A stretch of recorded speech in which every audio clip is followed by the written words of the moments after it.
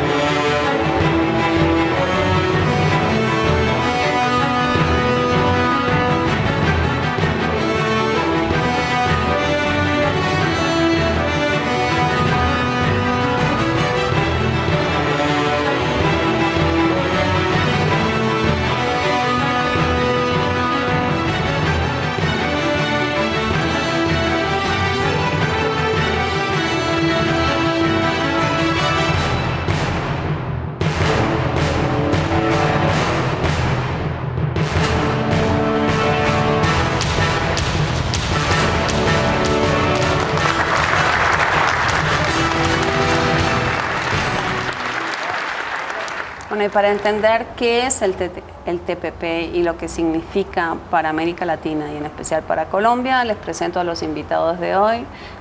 César Ferrari, profesor, doctor en Economía, profesor de la Javeriana. Enrique Serrano, profesor de El Rosario. Jorge Tovar, doctor también en Economía, profesor de los Andes, ¿verdad? Correcto. Y Enrique Daza, que es director del Centro de Pensamiento, Sede Trabajo y vocero de la Red Colombiana de Acción frente al Libre Comercio. Muy bienvenidos a todos. Les propongo que miremos primero una nota sobre qué fue lo que se firmó.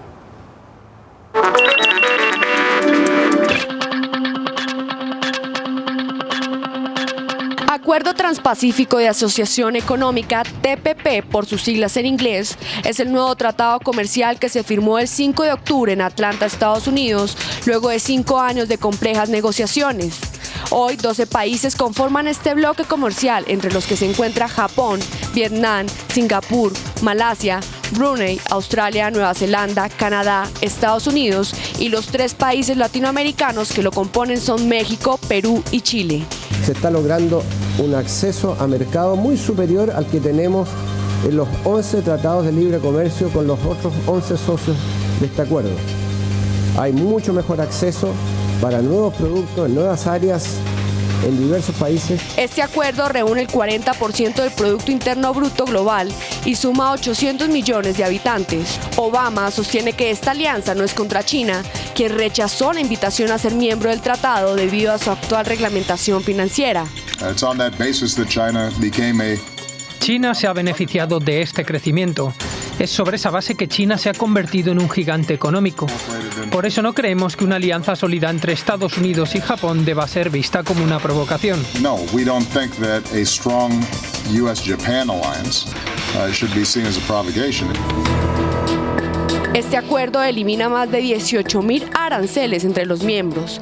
En los capítulos que integran el acuerdo se habla de acceso a mercados, reglas de origen, procedimientos aduaneros, medidas sanitarias, contratación pública, propiedad intelectual, defensa comercial, políticas de competencia, entre otros 18 aspectos. Concluido las negociaciones del TPP, de este tratado, de los 12 países que conforman esta asociación Transpacífico, y estamos satisfechos con el resultado y seremos parte y será sometido oportunamente a el análisis y la eventual ratificación del Congreso Nacional.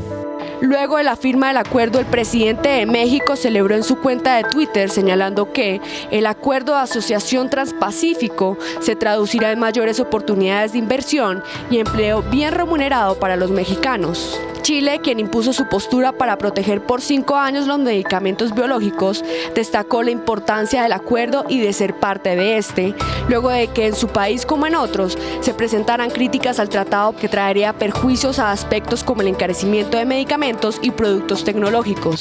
Este es un momento muy importante, ha sido una negociación donde nuestros negociadores han actuado con firmeza, con vigor para proteger nuestros intereses y el saldo es balanceado, es favorable. Hemos resguardado todas las sensibilidades de nuestro país. En Perú, las críticas han rodeado las negociaciones, pues diferentes sectores aseguran que este afectará la propiedad intelectual, pero para grandes empresarios como Eduardo Ferreiros, este trae beneficios al país. Al final del día esto va a ser un buen acuerdo. Nosotros con el TLC que tenemos en Estados Unidos ya tenemos los estándares, digamos, más altos que se pueden haber, digamos, para el Perú yo veo básicamente ganancias en esto. Esta negociación, que se dio a puerta cerrada, sin acceso incluso para algunos senadores, despertó las alarmas y críticas de diferentes sectores de los países miembros, luego de que se dieran a conocer algunos documentos que se filtraron en el 2011. El Congreso de Estados Unidos tiene la absoluta responsabilidad de debatir abiertamente los acuerdos comerciales y los trabajadores aún no hemos escuchado qué creará fuentes de trabajo. Creo que es muy secreto porque hay muchas cosas que esconden. Esto nos costará fuentes de empleo, debilitará la protección a los consumidores, la seguridad alimentaria y eliminará los derechos laborales. Aunque Colombia también tiene salida por el Pacífico y es parte hoy de la Alianza del Pacífico que ayudaría a concretar su ingreso al Foro de Cooperación Económica Asia-Pacífico, no hace parte del Acuerdo Transpacífico de Asociación Económica. ¿Por qué?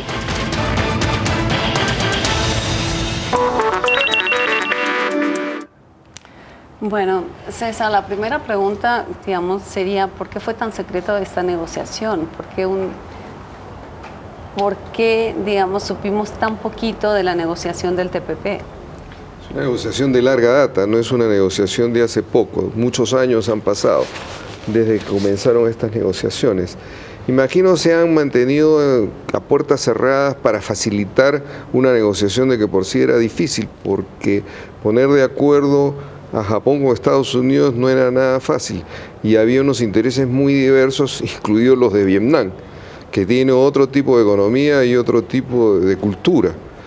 Y entonces seguramente esa fue una de las razones por las cuales trataron de evitar interferencias externas, sobre todo de naturaleza política, que desviara del objetivo, que finalmente era lograr este acuerdo para tratar de integrar a este 40% de la producción mundial. Y Enrique, usted que trabaja desde la red de acción frente al libre comercio. No existe ningún tratado de libre comercio que haya sido negociado públicamente. Todos, sin ninguna excepción, se han negociado en secreto. En parte porque el esquema de negociación es que nada está acordado hasta que todo no esté acordado. Entonces yo pienso que no debe sorprendernos que sea otro tratado negociado en secreto. Pero el que sea secreto no es muy grave, porque todos los tratados de libre comercio son exactamente iguales.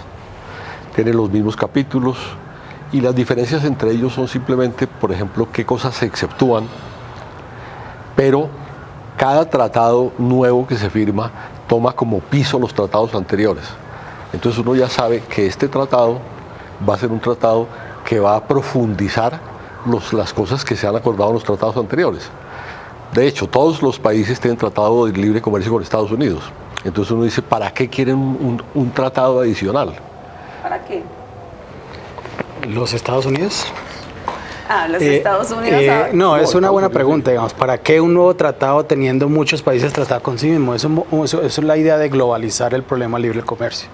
Digamos, hay un trabajo muy bonito de Baguati, donde llama que los tratados comercios terminan funcionando como termitas en el sistema de comercio internacional, porque al ser cada uno bilateral, terminan negociando los intereses particulares. Lo que ha ido pasando con el tiempo, y especialmente va a pasar, o se espera que pase con este tratado que implica tanta cantidad de comercio en el mundo, 40%, ¿no? Es precisamente empezar a globalizar todas estas ventajas que se espera tenga el libre comercio. Entonces es un poco yo creo que es el proyecto de este proyecto. No, digamos, es cierto, la ronda de Doha fracasó hace ya unos años y a raíz de eso pues han venido todas estas acciones de Estados Unidos para intentar, digamos, superar esas trabas que se encontró. Está negociando también uno similar con Europa, tiene la Alianza del Pacífico que viene impulsando, tiene este TPP grandísimo con Japón y países asiáticos, Chile, México y Perú. Entonces es digamos, parte de la dinámica de cómo globalizar la economía dentro de un marco de libre comercio. Pero si lo entiendo bien, Jorge, usted está diciendo que es mejor que en vez de tener tantos tratados bilaterales, como decía Mawati, es mejor como tener varios multilaterales. Claro, esa es un poco la idea. Entonces, diríamos, ¿el TPP es bueno o malo? ¿Y bueno o malo para quién? El TPP yo creo que es un paso adelante en todo el esquema de globalización, digamos. Lo malo es que Colombia se quedó por fuera, pero lo bueno es que Estados Unidos ha logrado, como se decía un poco en el video, aunque Obama lo niegue, imponerle un contrapeso a China en el mercado asiático. Como decía el profesor Ferrari, esto empezó en el 2005 sin Estados Unidos y sin Japón. Fue después que entró Estados Unidos y después entró Japón a negociar en el TPP. Ellos entraron al proceso de negociación tarde, digamos, respecto a los 4 países originales. ¿Cuáles fueron los 4 originales? Uy, ahí sí me corcha. Pero digamos, estaba esto fue no Brunei, no era muy Malasia, Australia, Chile de pronto, sí, eran 4, digamos, no, era una cosa muy chiquita. Y se fue incorporando a Estados Unidos, que después invitó a Japón. Corea del Sur está por fuera, pero está tocando la puerta. Entonces es un proceso donde todo el Pacífico se está intentando unir para generar una real... ¿Corea del Sur está por fuera? Sí, en este momento sí. Pero entonces, Enrique, hablando de China, porque el gran ausente es China, ¿es esto una medida contra China? O sea, ¿por qué Obama tiene que salir a explicar esto? No, lo que pasa es que Obama necesita alternativas frente a China. La perspectiva de que crezca y crezca sin ninguna contraposición le ha sido criticada muchas veces y tener una serie de armas en la mano para contrarrestar a largo plazo el poder de China es una prioridad norteamericana desde hace muchos años y de ambos partidos. Por tanto, estar con China y a la vez contra China será una estrategia de los próximos años. Y seguramente China no se quedará quieta con respecto a la utilidad relativa de estos tratados. Además, se mueven muchos otros frentes. En gran medida es una respuesta a la agresividad china en materia de la conquista de Asia Central a través del Tratado de Shanghái, a través de otros acuerdos con los cuales pretende reunir a los asiáticos y los mayores mercados del mundo para fijarles reglas, un poco como los Estados Unidos estaba acostumbrado a hacerlo en otros contextos. Entonces el Pacífico era un escenario en el que, y por eso probablemente en este pequeño grupo de 4 se metió Estados Unidos y le dio una dimensión inmensa a una cosa que era una iniciativa pequeña en primera instancia. El Tratado de Shanghái tiene, digamos, una dimensión política, o sea, el objetivo es político. Aquí también estamos frente a un proyecto político. Cada vez la economía es más la política, es decir, la lógica de lo económico avasalla y conquista territorios políticos constantemente. Obviamente el cariz político efectivo no se ve a simple vista, especialmente por la asociación entre Estados Unidos y Japón, que se supone de un carácter altamente técnico y que obedece también a la estrategia de Abenomics de dinamizar la economía japonesa. Pero tiene cariz político, obviamente, y sin China con mayor razón, sin Rusia, sin actores de primer nivel que se mueven en otros territorios, pues para los Estados Unidos resulta urgente un siglo XXI cómodamente transpacífico, y esa podría ser una estrategia de mediano plazo, incluso ante la perspectiva de recibir a otros actores del Pacífico. Ahora déjame decirte una cosita. Mira, yo no creo que este Transpacífico signifique realmente una posibilidad de detener a China.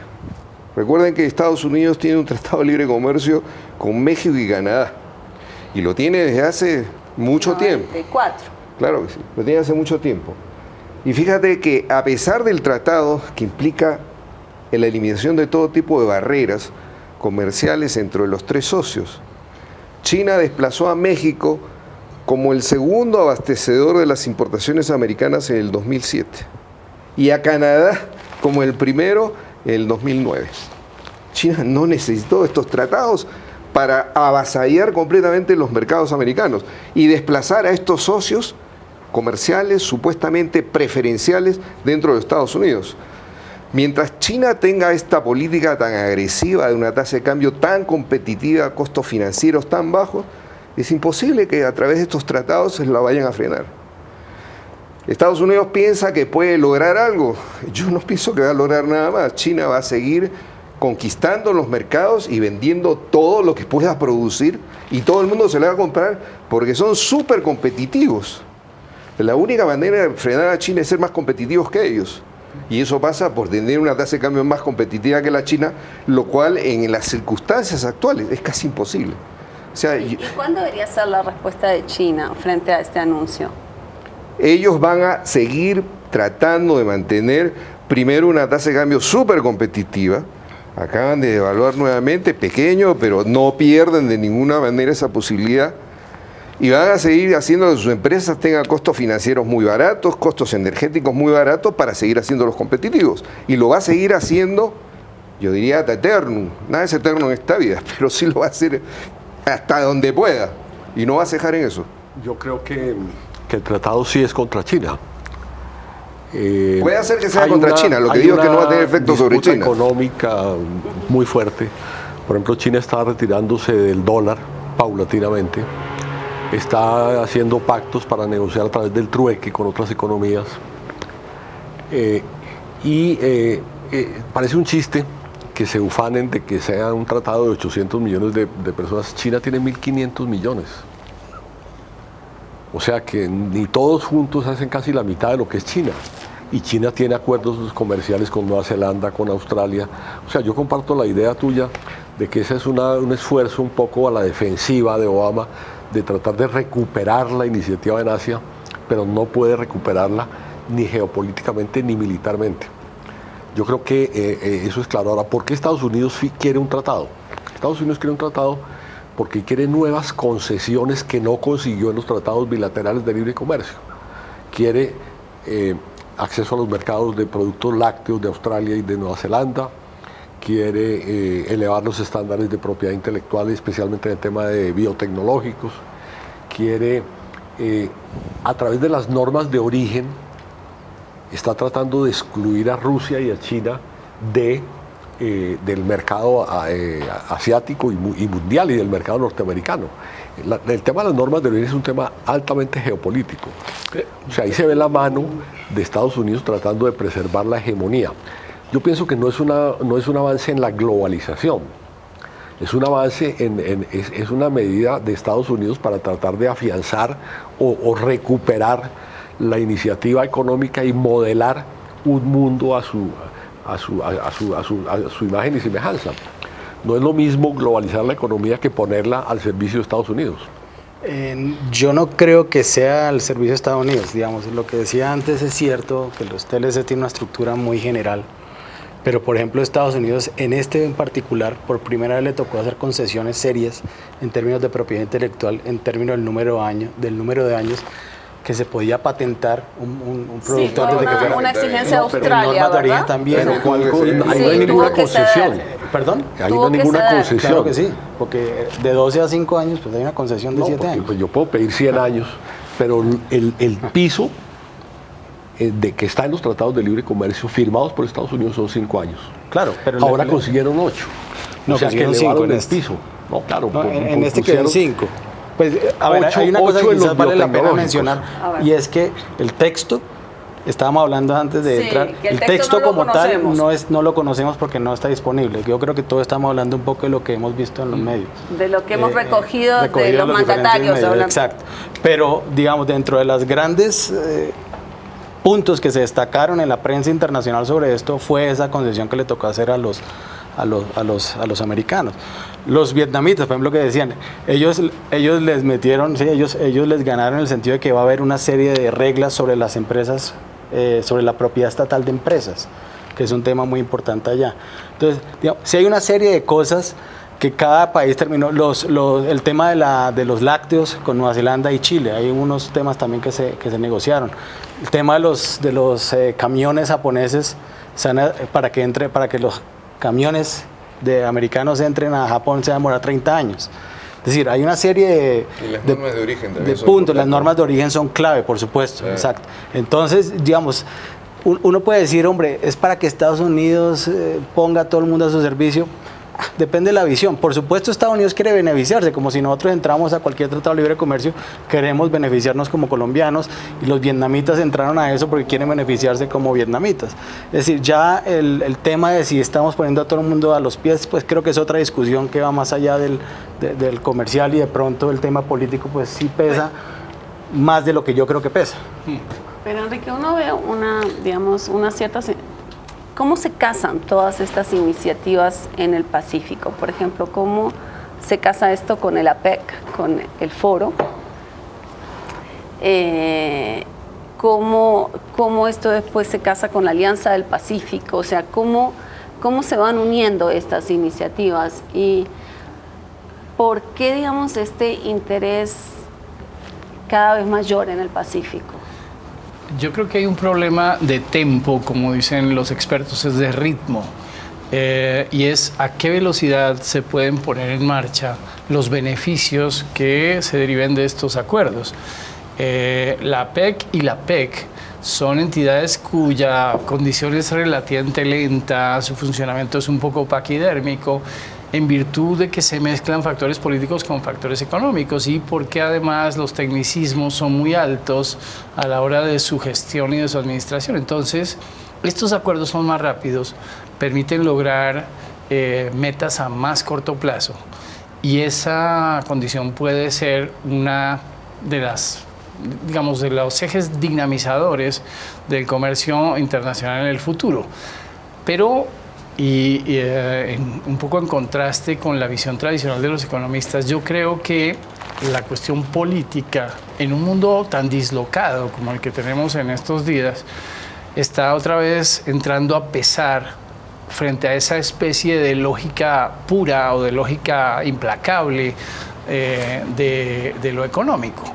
Entonces hay continentes que están en movimiento. La cuestión migratoria incide en muchos aspectos, la cuestión propiamente del consumo, el cambio en los hábitos de consumo, las proyecciones que hacen los entes investigadores, todos estos think tank que tienen los norteamericanos y otros países sobre el comportamiento futuro de regiones como el área del Pacífico. En otras palabras, por el Pacífico, que es el mayor de los océanos del mundo, fluirán los más importantes intereses, yo creo que de la segunda mitad del siglo XXI. Y es en ese orden de cosas en el que se están preparando para tener un horizonte de gran dinamismo y de gran movilidad, porque hasta ahora la lógica puramente comercial no es suficiente para encuadrar todo el aparato geopolítico de lo que significará el mundo dentro de 50 años. Bueno, nos vamos a una primera pausa. Cuando volvemos hay una pregunta de Luis Camargo que quiere saber por qué Joseph Stiglitz dice que este TPP es generador de desigualdad. Ya volvemos.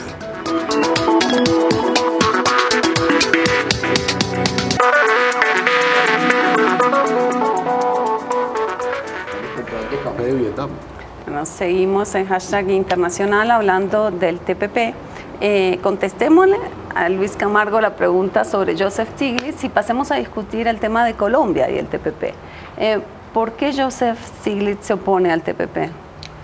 Bueno, Joseph Stiglitz en múltiples artículos ha considerado que los tratados de libre comercio en general son tratados que benefician solamente a algunos sectores privilegiados de la economía mundial.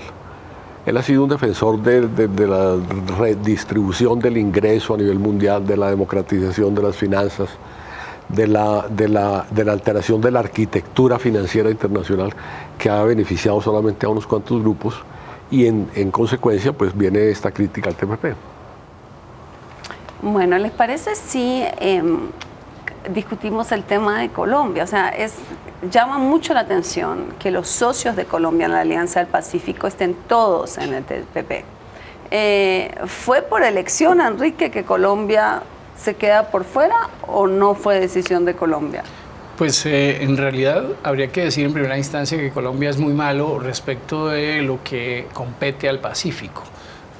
Teje muy mal lo que podemos llamar el ritmo de ese movimiento y llega tarde con mucha frecuencia a todo lo que se convoca en este ámbito.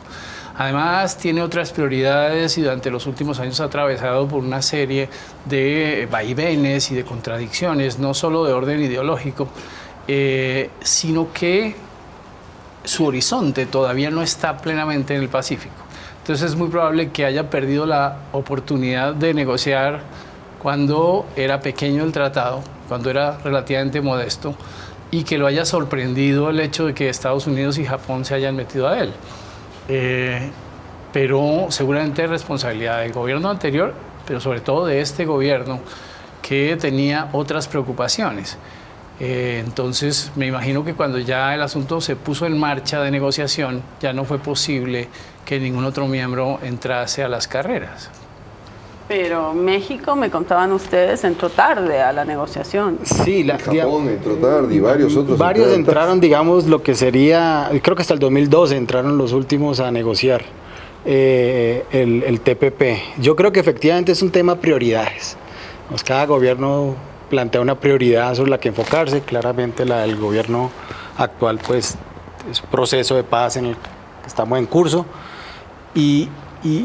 digamos, yo creo que meterse a negociar un TPP, estamos hablando de un tratado de libre comercio con Japón, con Estados Unidos otra vez, después de todo el ruido que hubo cuando se aprobó el TLC original con Estados Unidos.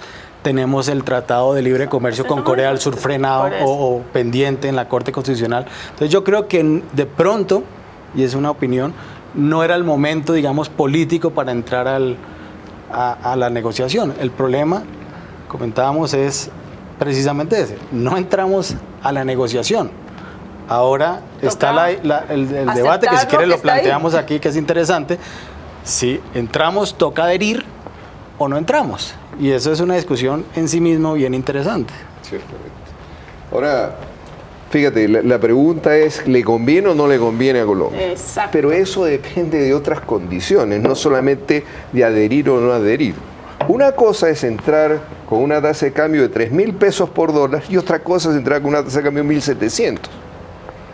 Mira, Argentina y Brasil tienen un tratado que es Mercosur.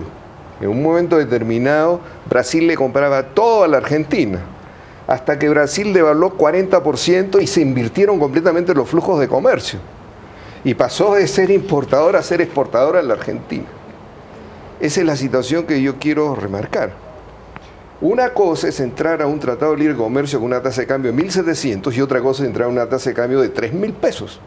Con 3.000 pesos yo digo, por decir cualquier cosa, hasta piedras exporto. Con 1.700 no exporto nada, porque no soy competitivo. Los chinos, decía anteriormente, han conquistado el mundo a partir de tener una tasa de cambio súper competitiva y la han sostenido a rajatabla durante años de años. Y es con eso, a pesar de las preferencias, decía también, de las preferencias arancelarias que Estados Unidos tenía con México y con Canadá, los desplazó. Estando a más de 12.000 kilómetros de distancia, los desplazó como el principal abastecedor de los Estados Unidos en el mercado de las importaciones. ¿Por qué?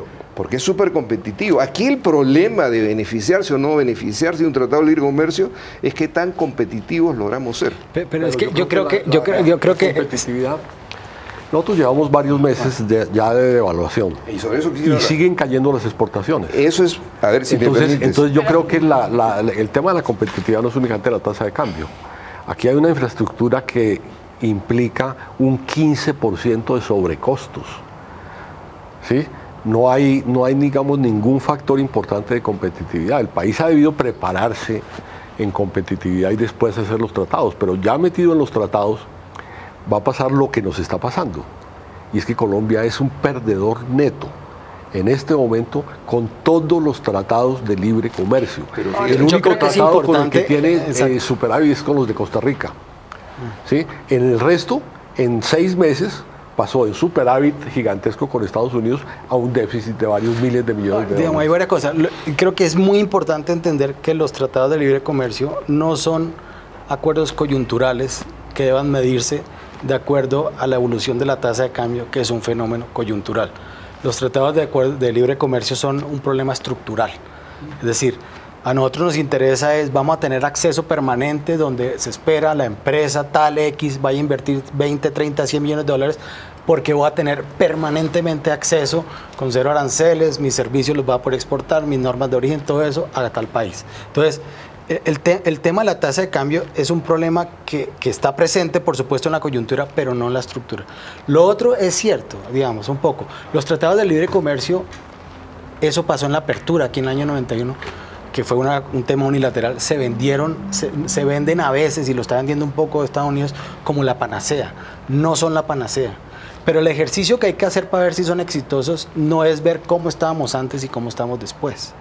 El ejercicio que hay que hacer es cómo estaríamos hoy si no tuviéramos ese libre acuerdo, ese tratado de libre comercio. Y ese es el ejercicio que uno intenta hacer en economía con diversos sectores. Y entonces cuando uno hace esos ejercicios, los resultados son mucho más mixtos que simplemente decir, antes exportábamos y hoy perdemos, precisamente porque hay factores. Entonces algunos hablan de enfermedad holandesa, la misma tasa de cambio en un país en el otro, la crisis del 2008. Entonces hay tantos factores que el ejercicio se complica. Y por eso es bonito el ejercicio del comercio internacional cuando empieza a hacer diferentes trabajos empíricos. Déjame decir algo. Mira, la tasa de cambio es un elemento fundamental de la competitividad, pero no es el único elemento. Sí, pero ¿cómo negocias tú un tratado de libre comercio si no sabes cómo hacer tu tasa? Lo que pasa es que tienes que construir la competitividad de tu país, y eso pasa por tener costos financieros reducidos, y aquí los tenemos elevadísimos. Teníamos una tasa de cambio súper revaluada, ahora la tenemos muy devaluada. No tenemos infraestructura, no tenemos carreteras para sacar los productos a los mercados, nuestros puertos son insuficientes.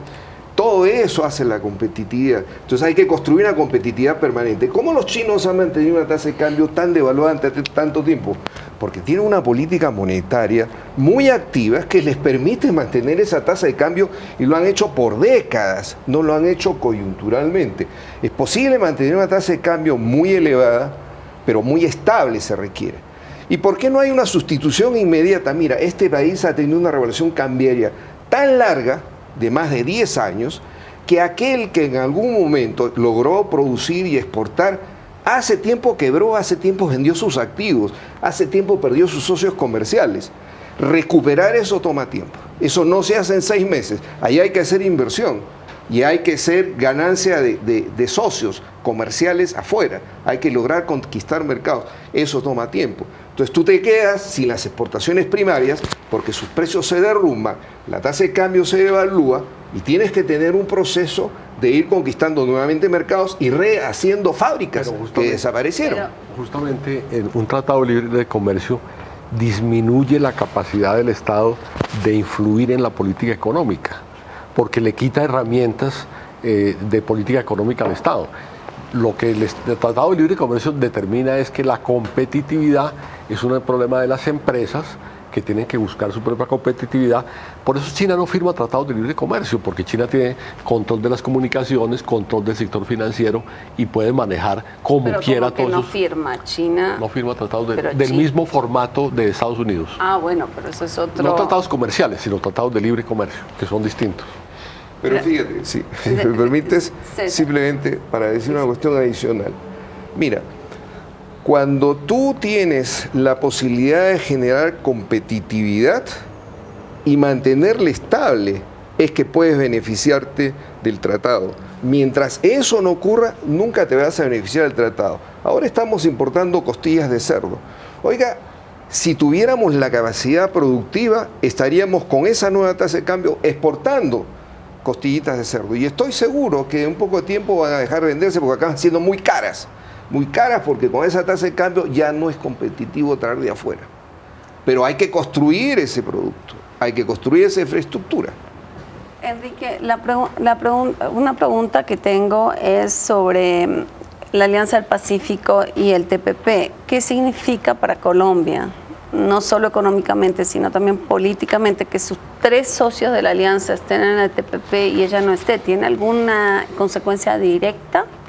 Pues inmediata, una sensación de aislamiento y de retraso innegables.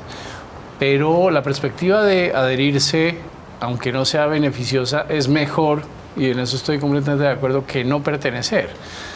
Obviamente hay que evaluar la naturaleza misma del tratado y hay que ver en qué aspectos podría convenir o justamente no. Pero si Chile, México y Perú han estimado que las ventajas están ahí, innegablemente tendrán también ventajas para Colombia. Luego, el horizonte natural de Colombia es moverse ahora en esa dirección para obtener su adhesión en los próximos años. Obviamente cuando conozcamos el texto y cuando sea una cuestión mucho más madura. Pero, digamos, Jimmy, una pregunta. ¿Cómo se pueden firmar tratados de libre comercio que también sirvan para construir región, o sea, para la integración regional? ¿Estos tratados de libre comercio se interfieren con la integración regional? Esa pregunta es buenísima porque creo que es la clave y es el problema del éxito de Colombia en los tratados de libre comercio. Yo quiero entender competitividad, lo ha mencionado también, por supuesto. La tasa de cambio tiene que ver con la competitividad, pero es un aspecto. Nuestro problema grande es de competitividad y del acceso que tiene la industria o la empresa privada a la infraestructura necesaria. Entonces, cuando hablamos de región y queremos ver el Pacífico, nosotros queremos poder ir de Bogotá o de Medellín a Buenaventura o a la costa pacífica, a un puerto rápido, sin sobrecostos, sin que el camión se pinche 15 veces. Entonces, claro, cuando hablamos de generar región, es clave, es importantísimo. Si realmente nosotros hubiéramos negociado o nos adhiriéramos al TPP, uno dice, bueno, ¿vamos a sacar por Barranquilla para mandar para el Pacífico? Pues no, queremos empezar a mirar el Pacífico de otra manera. En un contexto además de paz, claro, que ojalá llegue todo eso, queremos traer realmente el desarrollo a una región que está súper atrasada, pero no traerlo porque es que pobrecitos están atrás, no, porque lo necesita el país y también les va a beneficiar a ellos en el contexto global. Nos vamos a una segunda pausa y ya volvemos con Enrique.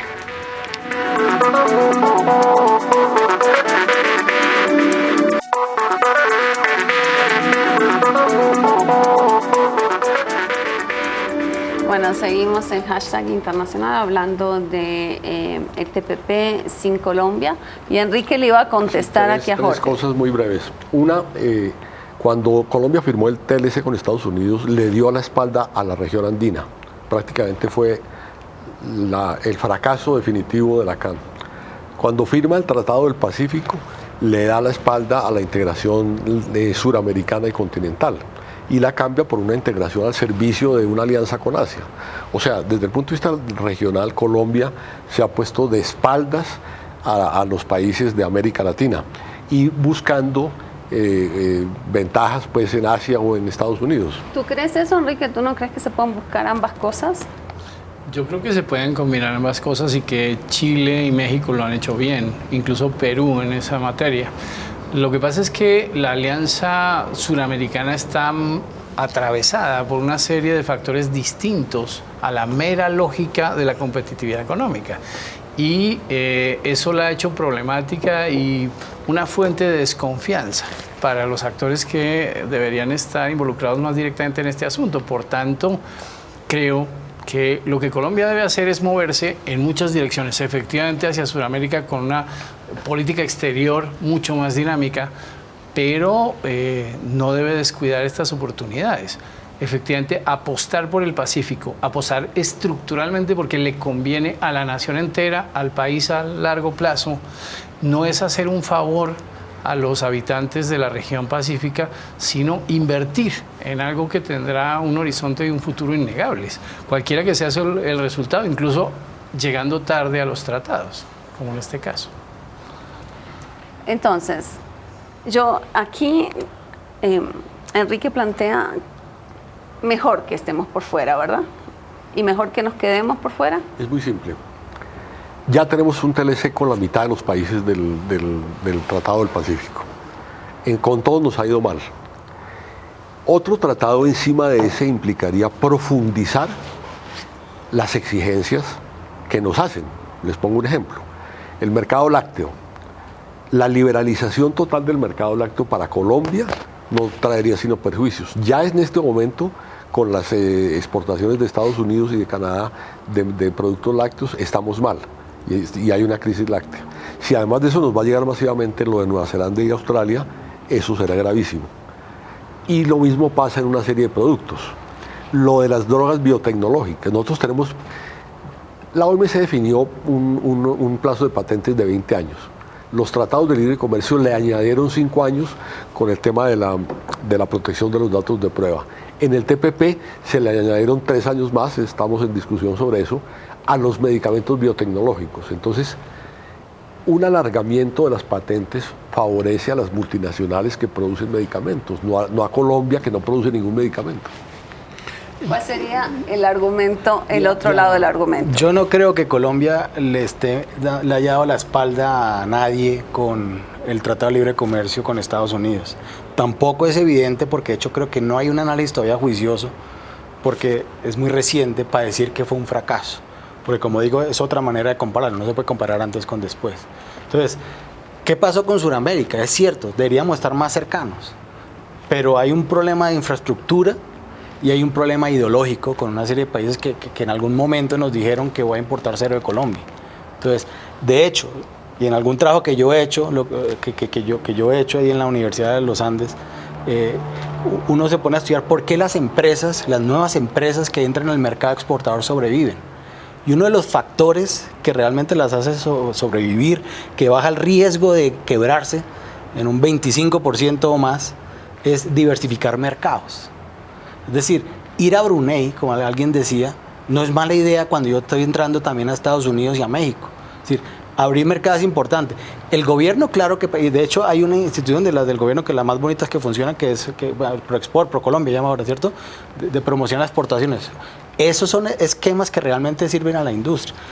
Globalmente, quedarse por fuera nos pone en desventaja contra nuestros principales competidores hacia el resto del mundo, que producen productos como los nuestros. Estamos hablando de Chile, estamos hablando de México y estamos hablando de los amigos peruanos.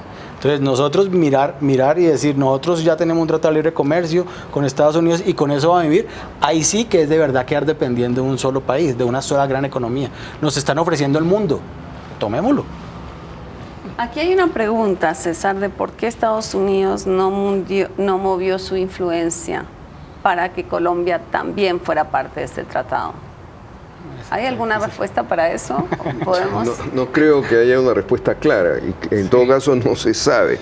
Pero en todo caso también podría decirse que no era prioridad para los Estados Unidos, porque si hubiera sido prioridad, hubiera movido y Colombia estaría adentro. Yo creo que el gobierno Obama se porta mal con Colombia sin que se note, digamos. Se porta mal en el sentido de que no lo involucra y lo considera, a mi juicio, incluso menor de lo que del perfil que solía tener en los últimos 15 años, por lo menos.